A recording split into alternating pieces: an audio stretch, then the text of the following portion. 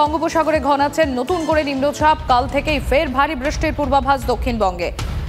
কমলেশ রয়েছেন আমাদের সঙ্গে। কমলেশ, তাহলে কেমন থাকছে ওয়েদার, কি জানাচ্ছে আলিপুর আবহাওয়া দপ্তর?